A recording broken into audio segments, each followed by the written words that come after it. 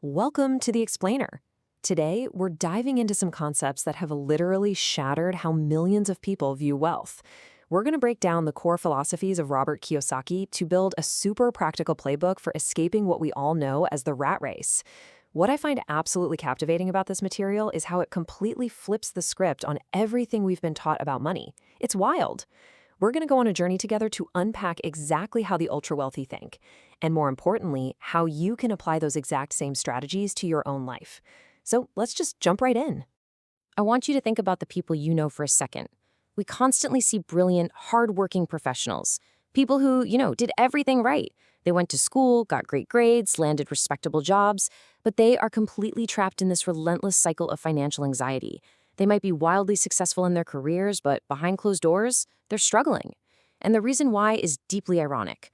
Our traditional education system is incredibly effective at teaching us how to work hard for money, but it totally fails to teach us the opposite, how to make money work for us. We leave school with these advanced degrees, yet practically zero financial literacy. There's this brilliant quote that says, "The poor and the middle class work for money. The rich have money work for them." And honestly, that perfectly illustrates the foundation of the rat race. It's this endless cycle where people's lives are dictated by two really powerful primal emotions: fear and greed. First, it's the fear of not having money that drives people to wake up and go work hard. Then, once they finally get that paycheck, greed and desire kick in. They start dreaming about all the wonderful things that money can buy. So they spend it, they suddenly need more, and the cycle violently resets itself. Just think about it. How many of our daily decisions are driven entirely by the panic of paying the next bill? It's kind of like a donkey dragging a heavy cart, endlessly chasing a carrot dangled by its owner. So many people chase a paycheck hoping it's going to soothe those underlying financial fears, only to find themselves running the exact same exhausting race the very next day. They wake up terrified about paying bills, they go to work, they get paid, they spend, and boom, the fear just returns. That paycheck, it's just tomorrow's carrot. And honestly, most of us don't even realize we're wearing the harness. Okay, so moving into section 1, shattering common money misconceptions. To break free from this trap, we first have to unlearn some deeply ingrained financial myths. To truly get out of this race, we have to unlearn what our parents taught us. Conventional wisdom always says saving money in a piggy bank or a standard savings account is this great virtue, right? It's supposed to be our ultimate financial salvation.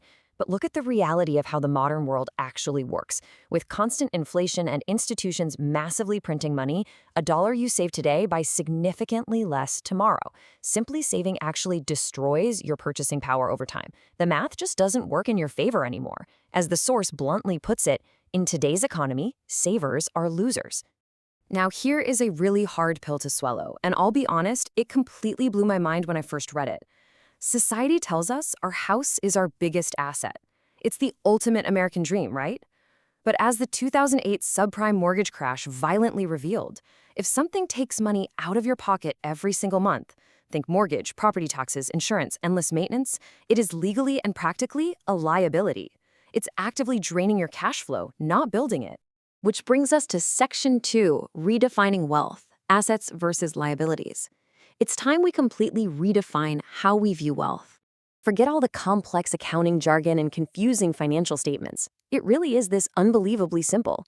An asset is something that puts money in your pocket, regardless of whether you work or not. A liability takes money out of your pocket.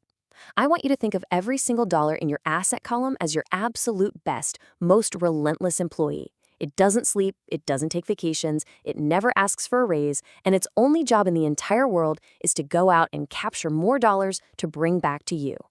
Notice the stark difference here. The wealthy aggressively acquire true assets. We're talking things like income-generating real estate, dividend-paying stocks, bonds, or intellectual property. The middle class, on the other hand, buys liabilities, like a massive mortgage for a primary residence or a brand new car that instantly loses 25% of its value the second it leaves the lot. And the tragic part? They mistakenly call these things assets. They think they're building wealth and securing their future, but they're actually just accumulating crippling debt that keeps them trapped in the rat race. All right, let's get into section 3, practical points for minding your own business.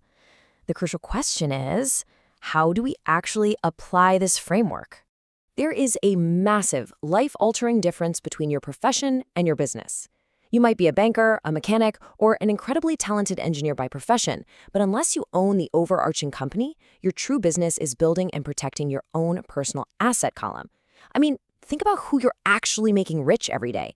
When you work a standard job, you are making the business owner rich. You're making the government rich through income taxes, and you're making the bank rich through your mortgage payments. You are working for literally everyone else but yourself. Now, minding your own business doesn't mean you have to recklessly quit your job tomorrow and start some massive company. That's a huge misconception. The real secret here is to keep your day job, be a great, hardworking employee, but aggressively keep your expenses low, reduce those liabilities, and use your extra money and time to diligently buy real income-generating assets. You transition out of the rat race slowly and methodically as your true assets begin to actually replace your salary. You stop working just to hand your money over for taxes and consumer junk. Let's move over to Section 4, Steps to Financial Freedom, and see how this builds into concrete steps you can take today. Step 1 is always education. You absolutely must invest in your mind first because financial literacy is the foundation of everything else. Step 2 is mastering the critical and, often painful self-discipline to pay yourself first before anyone else gets a cut. And Step 3 is the ultimate test of patience. Buy luxuries last. This is a major mindset shift. The wealthy do not finance a sports car with their monthly salary. Instead, they build an asset column and then they let the cash flow generated from those assets buy the car for them. Just look at the distinct cash flow patterns here. When the rich get paid, they force that money into their asset column first. They buy investments, they acquire property, they essentially build their money machine. But the middle class, they route their hard-earned income straight out the door to expenses, the government, and the bank, leaving virtually nothing left over to build their own wealth. To become wealthy, you must forcefully intercept that money and put it into your asset column before you pay a single bill. I found this next perspective incredibly fascinating. What happens if you pay yourself first and then suddenly come up short for your bills? Well, the natural instinct is to panic, right? Or maybe raid your savings. But the source says absolutely do not dip into your savings. Let the intense pressure of those looming bills squeeze your financial genius. It literally forces your brain to wake up, to innovate, and to find highly creative ways to generate new income. It pushes you out of the lazy comfort of a steady paycheck and straight into the realm of true entrepreneurship. Which brings us to Section 5, Overcoming the Roadblocks. Because let's face it, even with the best financial literacy, you're going to face psychological barriers on this journey. Even if your financial literacy is perfect, there are 5 psychological roadblocks that keep millions of people completely broke. Fear and cynicism keep most people playing it way too safe. The source uses a really great analogy here. The rich think like Texans. They are willing to win big, and they certainly aren't afraid to lose big. The primary difference between a profoundly wealthy person and a poor person isn't raw intelligence.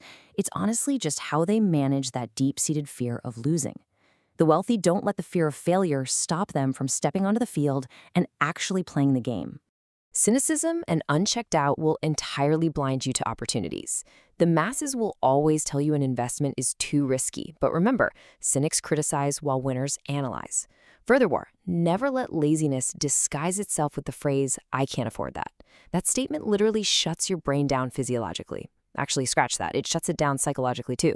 Instead, ask, "How can I afford that?"